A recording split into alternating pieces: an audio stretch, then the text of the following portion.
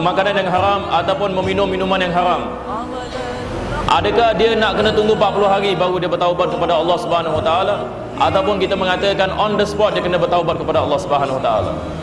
Di sini lagi sekali ini kita ingin mengatakan pentingnya kita manusia ini apabila kita melakukan kesalahan, apabila kita melakukan maksiat, kita dianjurkan untuk kita bertaubat kepada Allah Subhanahu Wa Taala dengan segera, dan taubat adalah daripada perkara yang diwajibkan apabila kita melakukan perkara yang haram.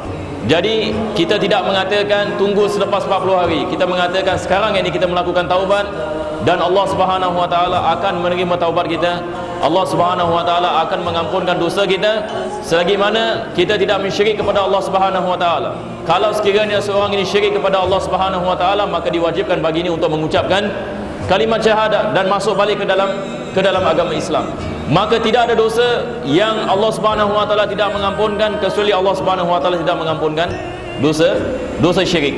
Maka apabila kita melakukan apa dosa sekalipun, maka kita bertaubat kepada Allah Subhanahu Wa Taala dengan syarat-syarat taubat yang 3. Bila kita membicarakan tentang taubat ini, kita nak kena faham apakah definisi taubat. Allah Subhanahu Wa Taala mengatakan dalam Al-Quran, ya ayyuhalladzina amanu tubu ilallahi taubatan nasuha. Wahai mereka-mereka yang telah beriman, hendaklah kamu bertaubat kepada Allah Subhanahu Wa Taala dengan taubat nasuha. Taubat nasuha ini ada 3 syarat. Syarat yang pertama adalah kita bertaubat kepada Allah Subhanahu Wa Taala, dalam masa yang sama kita berazam kita tidak akan melakukan perkara lagi.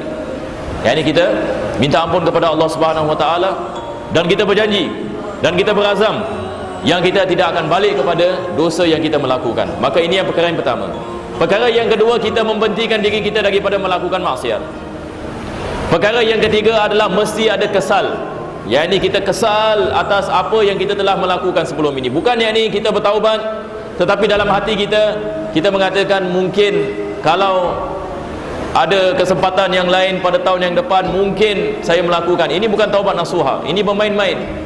Allah Subhanahu Wa Taala mengatakan dalam Al-Quran, tubu ilallahi taubatan nasuha, yakni taubat yang benar. Maka ini adalah 3 syarat taubat. Kalau 3 syarat ini ada, yakni kita rasa kesal atas apa yang kita melakukan, kita berazam untuk kita tidak balik kepada maksiat, dan kita membentikan diri kita daripada melakukan maksiat, maka Allah Subhanahu Wa Taala berjanji dia akan menerima taubat kita. Apa sekali dosa yang kita melakukan, Allah Subhanahu Wa Taala dia akan menerima taubat. Tak payah tunggu 40 hari. Ini berkenaan dengan 40 hari ini kita lihat banyak salah faham ini di sini. Ada orang yang ini melakukan maksiat, dia mengatakan lepas 40 hari baru saya taubat. Kalau saya salat pun salat tidak diterima. Siapa yang mengatakan ini? Kita mengatakan salat wajib. Salat adalah rukun agama. Melakukan maksiat adalah melakukan maksiat. Kewajiban kepada Allah Subhanahu Wa Taala adalah kewajiban kepada Allah Subhanahu Wa Taala. Maka kita mengatakan diwajibkan kita taubat dengan segera, dan kita melaksanakan ini perintah Allah Subhanahu Wa Taala, insya-Allah.